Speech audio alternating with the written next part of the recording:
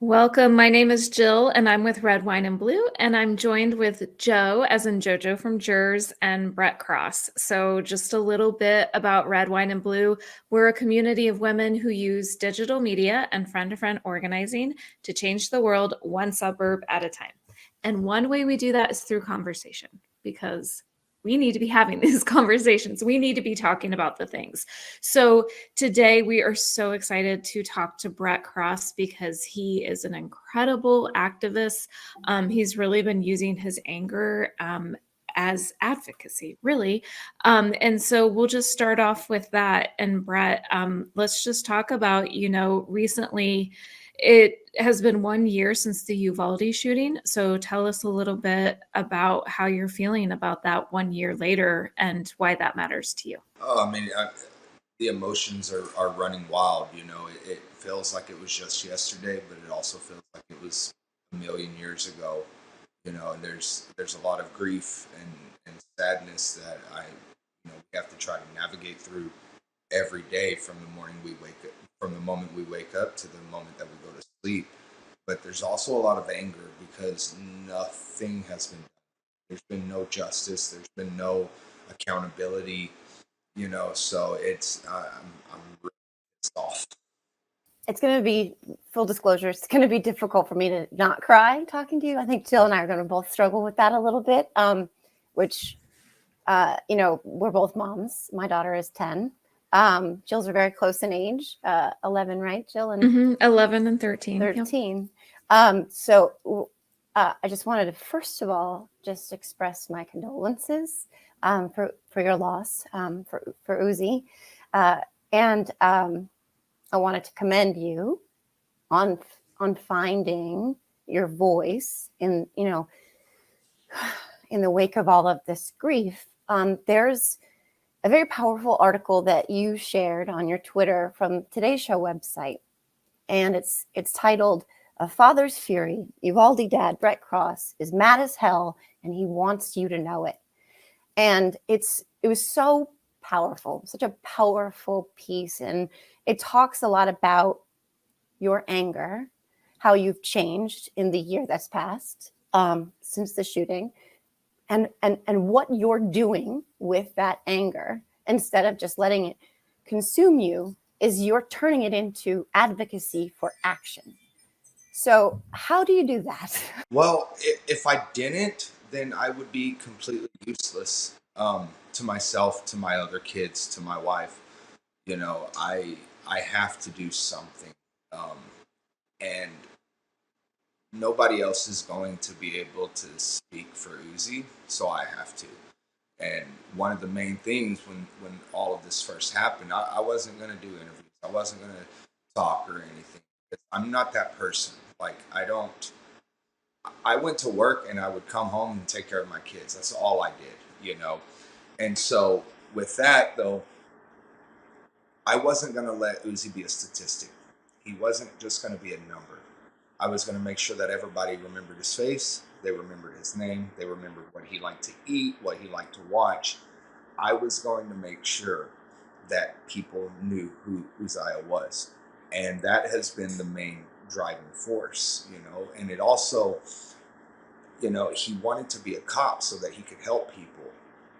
And I'm going to make sure that he helps people, or I'm going to die trying. I read that article as well, and I was incredibly touched by it for so many reasons. But, Red Wine and Blue, I said we're a community of women, but of course we extend it to others. And so we're happy you can join us.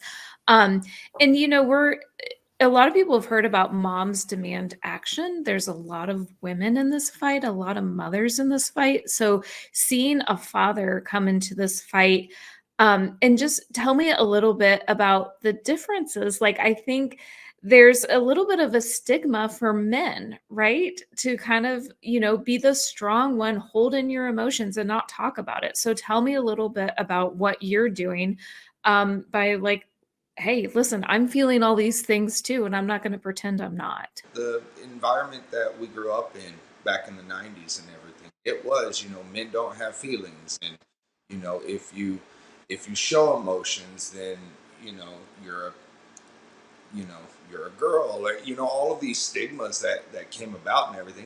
a long time for me to fight them and everything, and realize like, no, my emotions are just as valid. You know, I can cry, and it doesn't make me a lesser of a man for doing so. And that's something that I've tried to impart on my boys, to just be like, no, like, we all have emotions, and it doesn't make you lesser.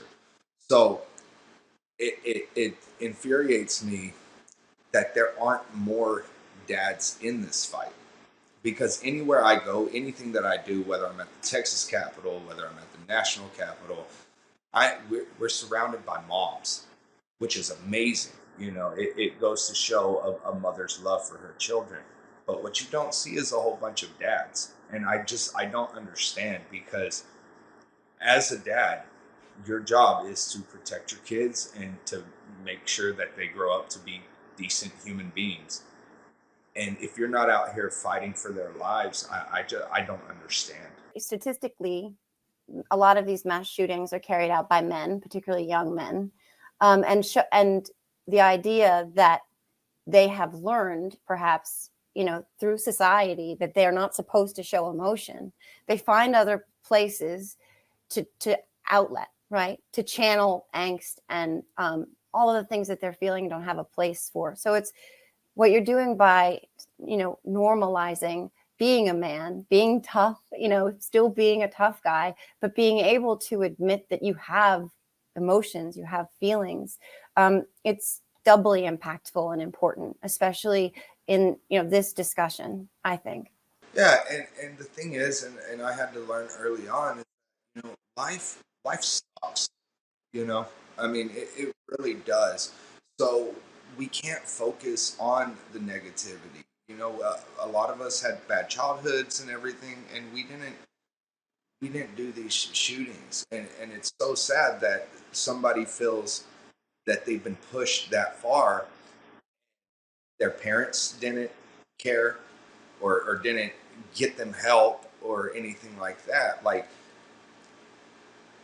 it doesn't make you less of a person to just be like, look, I'm having issues. You know, I talk about it all the time. I have issues from the moment I wake up to the moment I go to sleep, with grief, with anger, with, fury, everything. And it's, you have to find a constructive outlet, and unfortunately this has became my outlet, because if I can help save one kid, then it's all worth it. Then this whole fight that I've been doing is worth it, if it just saves one.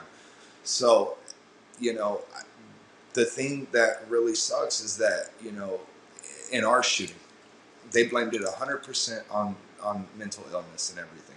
And yeah, that was a contributing factor. But our governor also went and cut $211 million the month before from our mental health services. And we're not paying our mental health professionals enough to even want to do this job. Same with teachers. So we're failing our teachers, we're failing our mental health professionals, and then they can't help us. And that is what is so infuriating to see, because yes, if we get more mental health people, if we get, more teachers for better pay to actually be able to sustain their life, then we would have a lot less of these. One of the things you've done recently is a sit-in, and that's how you've channeled this emotion. So tell me a little bit about what the sit-in was, what it was for, and what it felt like to be there. Yeah, so this was my second one. The first one I originally did last October outside of the school administration building here in Uvalde, for them to suspend the officers pending an investigation. So this one was a lot. It was different, but it was a lot the same. So, while you're sitting there, we're trying to get politicians to come over and sign on to help champion this assault weapons ban. And we got some good remarks, but we had people stop and talk shit and everything like that. But the fact of the matter is that it's not gonna we're not gonna stop, um, and these sit-ins, they're really cool, and you actually like start to miss them once you're at home, because you're there with a group of people that you form a camaraderie, because you have other victims' parents that you know their pain and you can talk about stuff that you can't talk with people that haven't experienced it. Then you also have people, mostly moms that are like, look, I don't want to be in your position.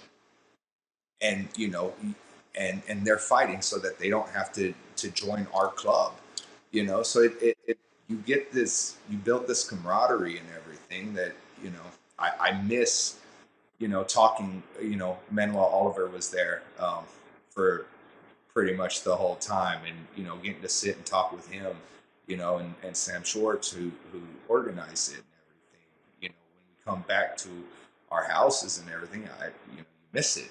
I cannot exactly relate in this regard to that exact emotion because it hasn't touched my life the way it has impacted yours, obviously. But I remember when my father died in 2011, someone who had lost a parent said to me, "You're now part of a club no one wants to be a part of," and it was strangely comforting to me to know that they understood that, because it's a very specific kind of pain. And so I understand what you're talking about, and as much as I can, because I can't even really go there when I think about my own children and being a part of that community. But something Jill and I talked about when we first saw this article was that one of the photographs in the article was you sitting next to someone we know at Red, Wine, and Blue, Ashby Beasley. She's a friend of, the organizations, because we have these conversations so often, and she's such a powerful advocate. And I said to Jill, we had the conversation about how what it says about our society, that there's a community of people, of parents, of loved ones who are now tied together through gun violence, through tragedy, through this kind of pain. And we've talked a lot about how eventually, if we don't do something, we're all going to be directly impacted in a way that you understand. And we can't let that happen. And so on the advocacy side, what you do, what Ashby does, what you were there to try to, promote was the idea of an assault weapons ban, which is a heavy lift for this particular Congress because they are so divided. Republicans are so beholden to the NRA and the gun lobby. But there are other things that you're advocating for that aren't as Herculean a lift, like, for instance, increasing the age to buy a semi-automatic rifle from 18 to 21. I saw a really powerful speech that you gave where you talked about the fact that nowhere in the Second Amendment does it mention age at all.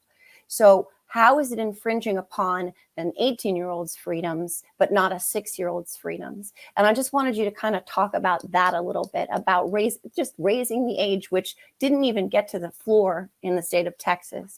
Honestly, we knew it was a losing fight from the get-go because, Abbott wouldn't even talk to us. Like, he came down once and then wanted to make it all about mental health, but we're like, yes, but if he didn't have this gun, then he couldn't have done that. You can, if you take the object away from the person that's mentally ill, then then we wouldn't have these issues.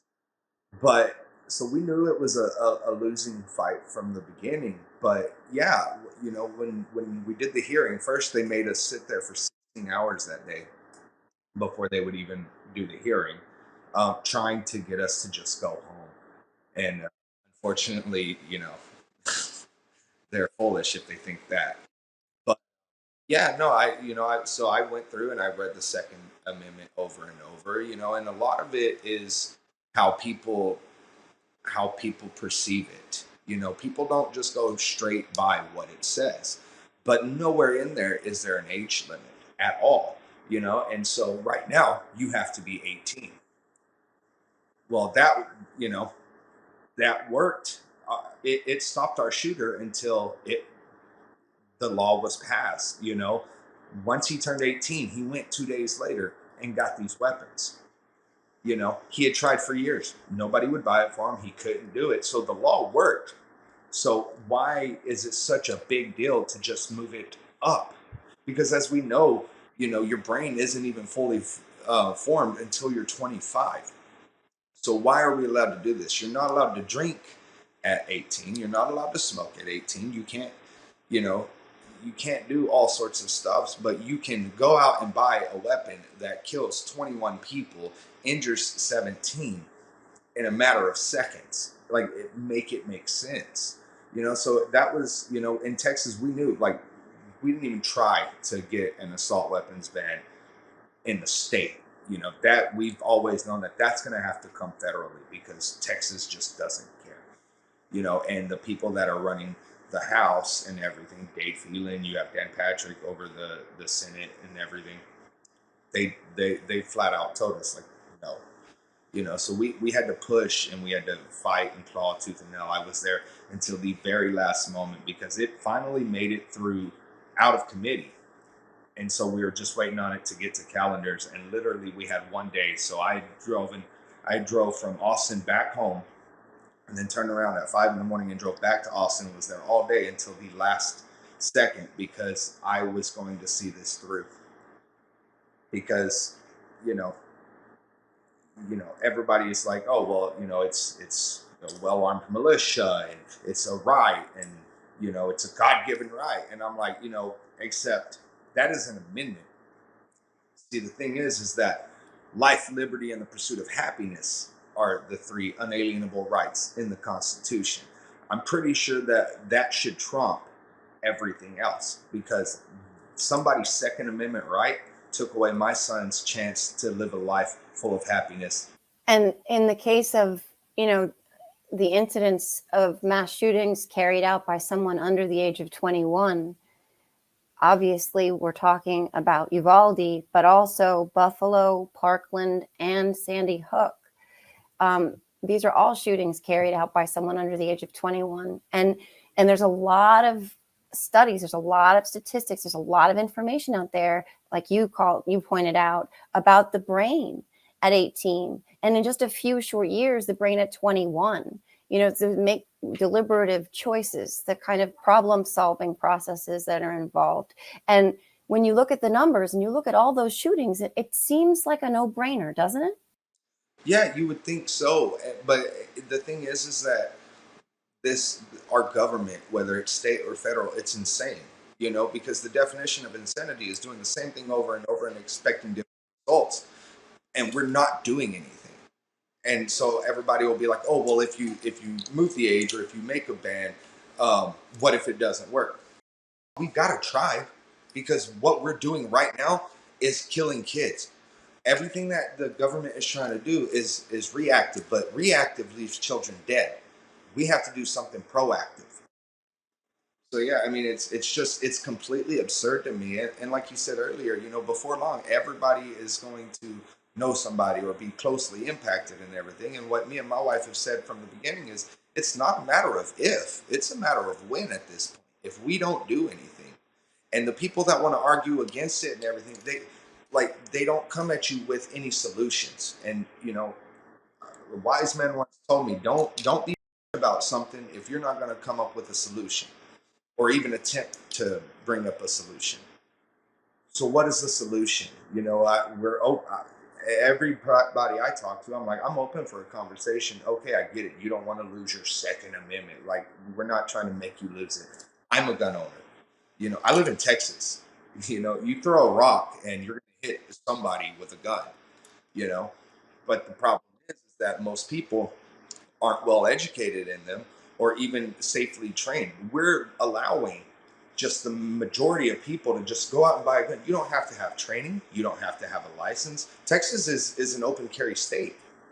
You don't have to have permits or anything. You have to do more for a car than you do for a gun. And it's crazy, because then you get into the argument where people are like, oh, well, cars kill this many people and drunk driving kills this many people. Let's ban cars. Except a car was not designed to kill. A car was designed for transportation. Its sole function isn't to kill.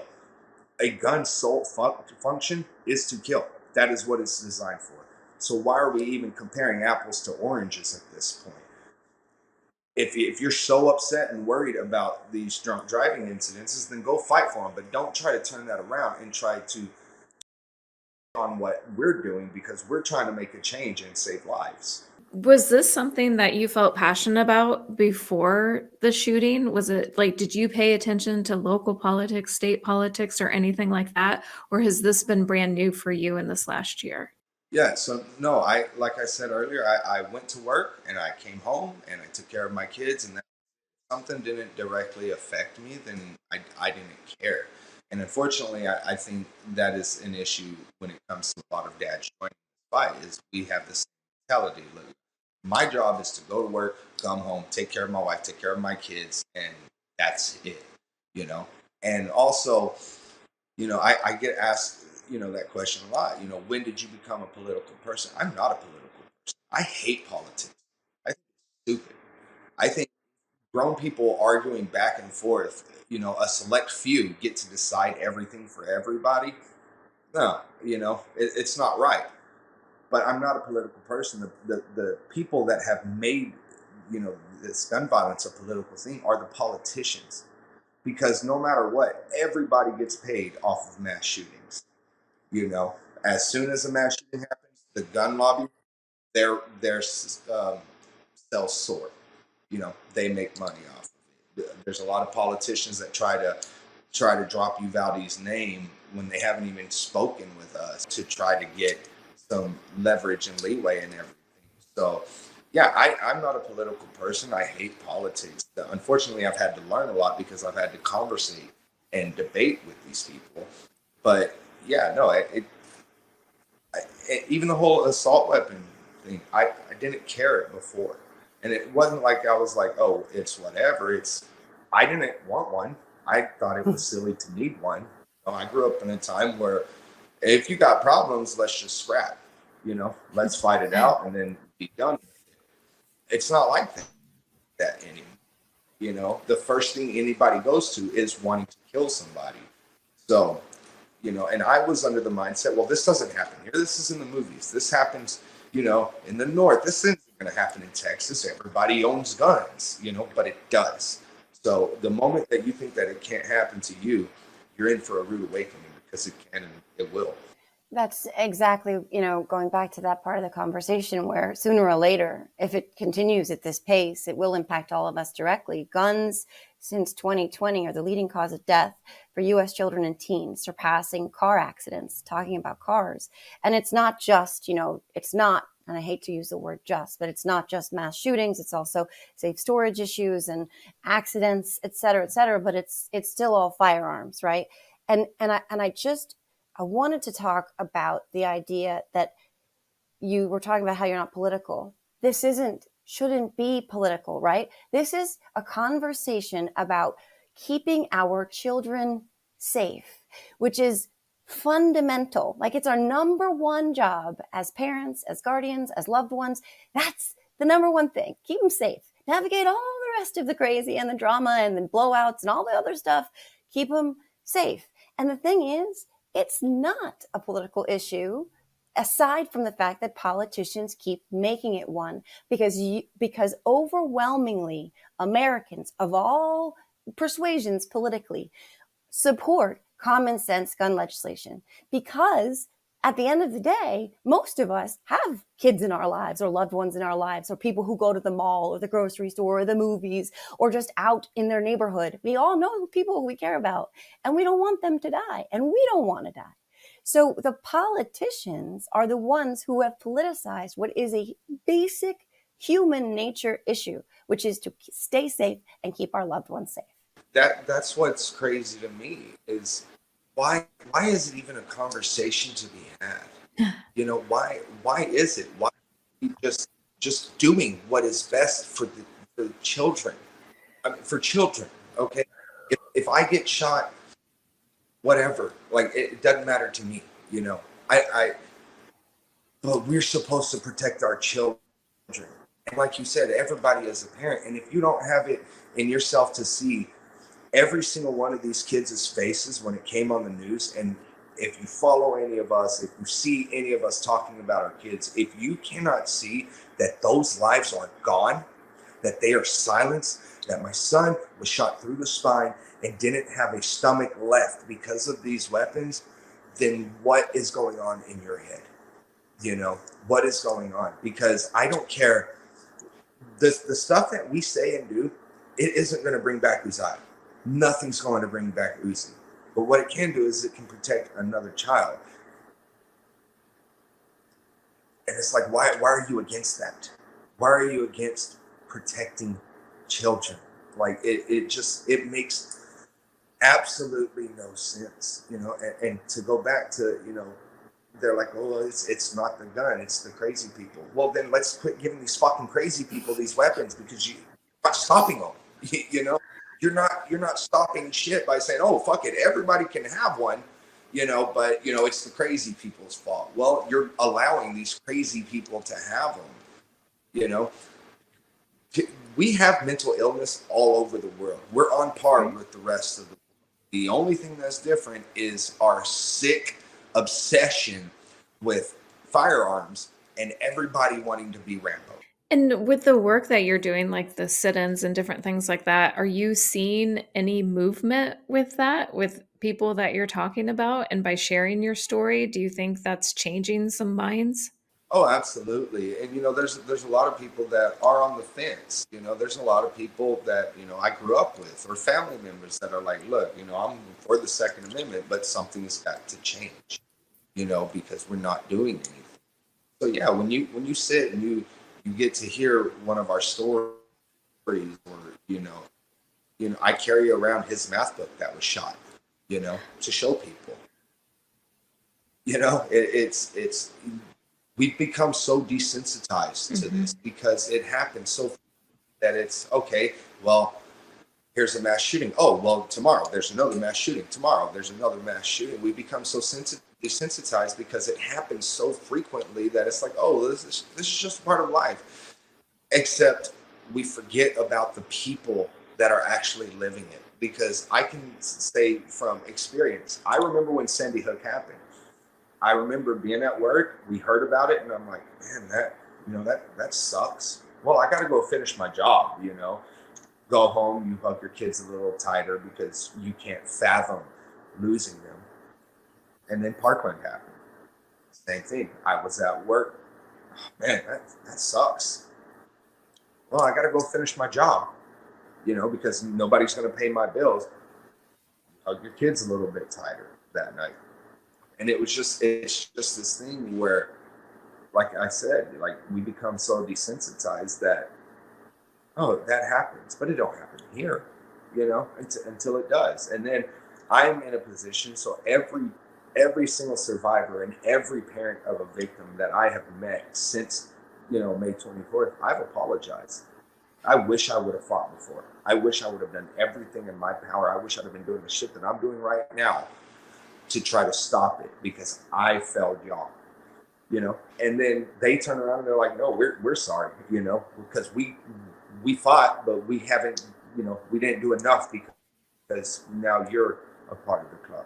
And unfortunately, now I'm becoming that person when there's other people that have lost children in mass shootings coming to us, and they're like, you know, I wish we would have fought before.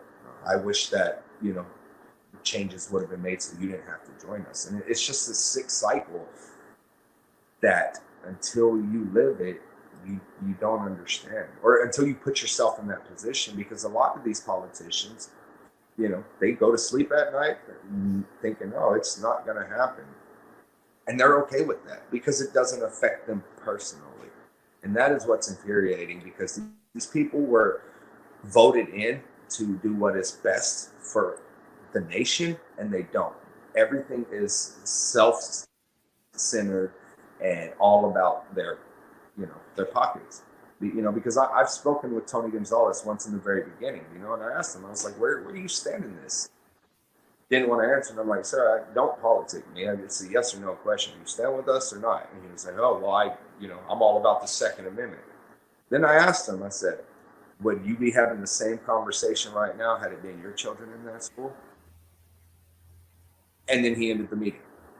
And it's like, exactly.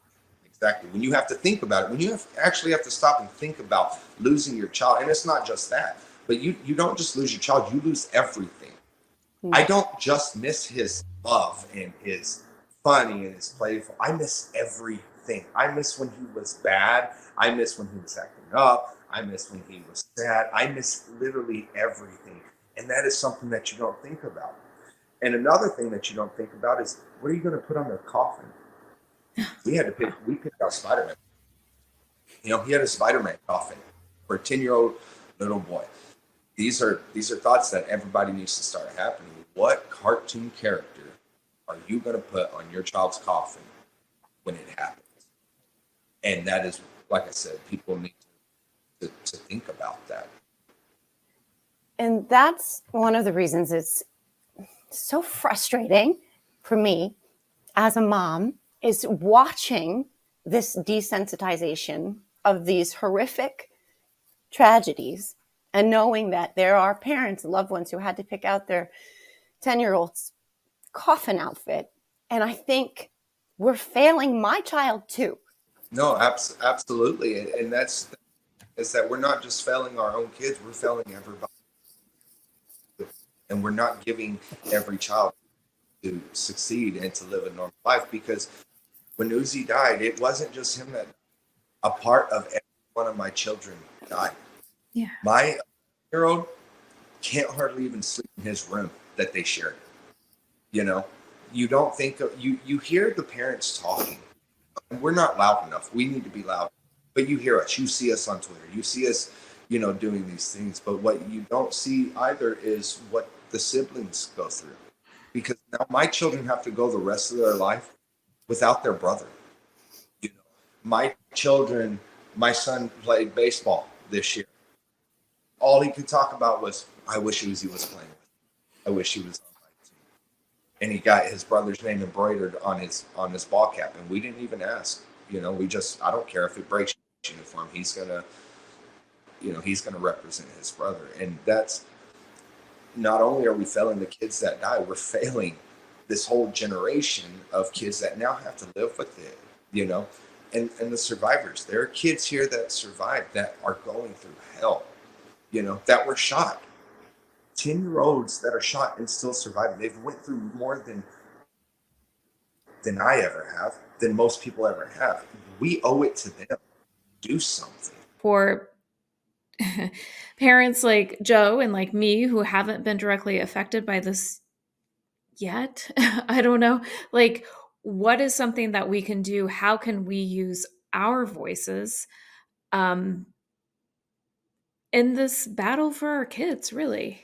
The number one thing is to talk to us, and put yourself in our shoes, Mhm.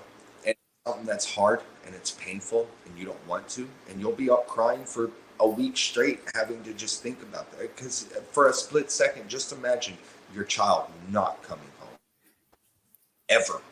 This isn't a summer camp. This isn't going to stay at a relative, never home, never seeing them again, never hearing their voice, their laugh, never seeing them again. I mean, it is terrifying, and it's a hard thing to put yourself in and to try to realize. So that's the first step. And then, like, for the people that aren't in our club, just stand up and fight with us, because this is exhausting. It is tiring. My whole life now it revolves around mass shootings. I get up in the morning, I'm scared, because I'm like, I'm going to turn on the news and there's going to be another one. And there's going to be another family that I need to go and talk to, because it's a bittersweet thing that, yes, we have this community, and I don't know if I would have made it without these people that also lost their children. But at the same time, when you say that, you have to realize that you're saying, well, their kid is dead, and that's why that we're in this community. So I wish I never met these people.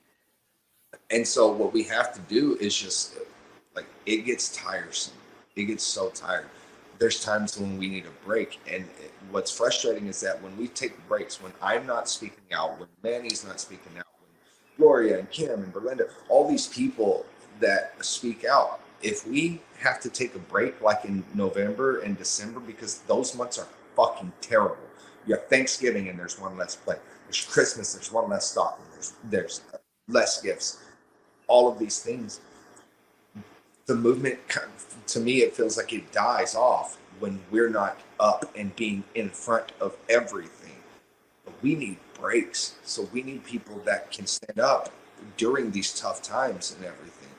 All of May was just terrible for us. Leading up, you're counting down the days, you're counting down the hours, until I remember the last moment I saw Uzi. It was 10 o'clock the night before. That was the last time I saw my son because I went to work before he went to school. We need people to be like, you know what, rest, and we will carry this fight. We will keep going, because at the end of the day, as I've said, nothing I say or do is going to bring back my son. But now we're trying to protect everybody else's. It's too late for Uzi. It's not too late for everybody else's children.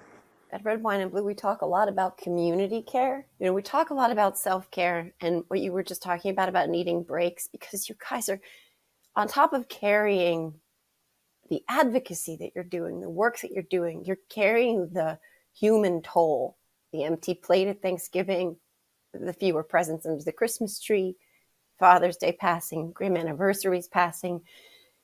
That's a lot to bear in and of itself. I mean, I can't and won't really be able to fathom that, how I would navigate that. But the idea that you need a break and you need someone else to lift up your son's story and the stories of all of the other real boys and girls and human lives that were lost senselessly. Like the idea that there's a community of people out there to carry that mantle when you can't is so important, because if we don't have that, then this conversation won't keep happening and the pressure won't keep being applied. And the same people who offer the hollow, empty thoughts and prayers every freaking time. And by the way, not every time anymore. Sometimes they don't even say that. They will continue to not care. So I personally, like, anytime you need a break, you feel like you can't go on, we're going to be there. I'm going to be there. Jill's going to be there. Red, Wine, and Blue is going to be there. There's a whole community of people out there who are going to be there, and we have to keep being there. I struggle. We all struggle. There's days where I don't want to get out of bed because you wake up and for a split second you're like, this was all a dream. And then it dawns on you like, no, this is real. Now it's been a year, and it's just, like I said, breaks are needed, and we fight, and I speak only for myself, but I can speak in behalf of the people that I'm closest to that have also lost children, that we fight until we can't anymore, and that is not good for us. That makes healing that much longer. Yeah. That makes it, if we took a break maybe once a week or once a month or whatever, instead of going 6 months straight of just doing stuff, and that crash is hard. What I've heard someone say is that if we all do a little, then none of us have to do it all. And that really sticks with me. And like, even if you're not in the dreaded club of losing a child or even being a survivor of a school shooting, there's still something that we all can do. And like you said, like, we need breaks. So if somebody can come in and kind of let us know that the names of our children are going to keep living on, then that can give you a break. So before we end, and Joe, of course, if you have more questions, go ahead. But the one last question that I have is, do you have a story about your son that you want to live on, that you would want to share with us? His heart, it outshined everything, because he never liked seeing people sad. He would do everything in his power. He would make funny faces, funny noises. He would do stupid just to get you to crack a smile. And he knew that once you cracked a smile, it was going to be okay. I want to thank you for sharing a little bit of him with us. We won't let him be forgotten. We won't let him die in vain.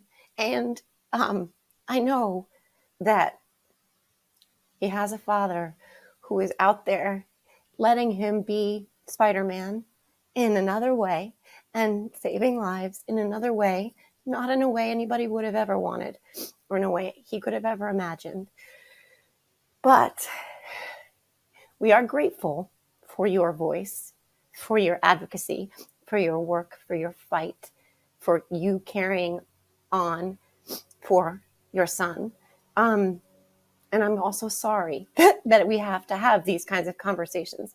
I wish I could have just met you and your son randomly on the street somewhere, maybe visiting a family member in Texas, but this is the reality we have. And again, I'm sorry, and I'm also eternally grateful for your work and your bravery.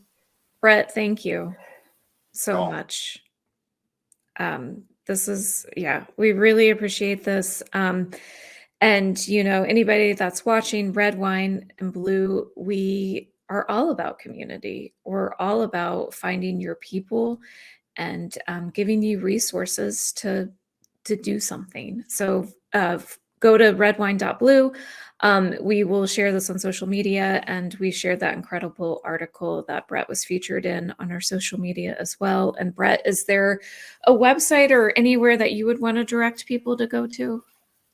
I mean, so right now, a lot of the community stuff that we lives robbed, and moms that are, you know, fighting for our kids and fighting for our community.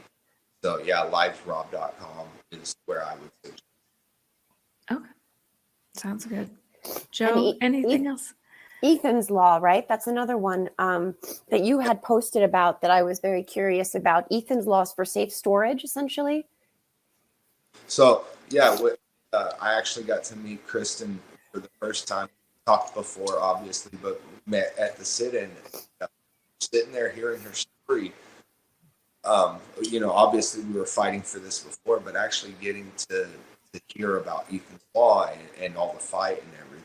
While I was in DC, I ordered a new gun cabinet for my gun, just double and triple make sure. I can't imagine, I know what it's a child, and I can't imagine losing a child in that way for more gun violence. So, it's imperative that if you're going to be a gun owner, be responsible. Make sure that children I bought a really good one. It wasn't outrageously priced. It's biometrically scanned. Like, I scan my fingerprint and it pops right open instantly. I can get into it. My children can't. And so, you see stories every day about, oh, a 2-year-old just shot a 3-year-old on accident and everything. So now a mother and a father have to deal with, one of their children killed their other children on accident, and now they're a part of this club. So yeah, no, the safe storage Ethan's Law it needs to be implemented, and it needs to be implemented ASAP. Yeah, so many things that we can do. I think refusing to be sensitized to it, telling these stories, educating, and then voting for the people who are actually going to make these laws to make our kids safer. So, Yeah. All right. Well, you are an official friend of Red, White, and Blue, so I don't think this will be the last time we talk to you. Thank you for your time. We really appreciate it. Thank you, Brett. Thank Really you. nice to meet you.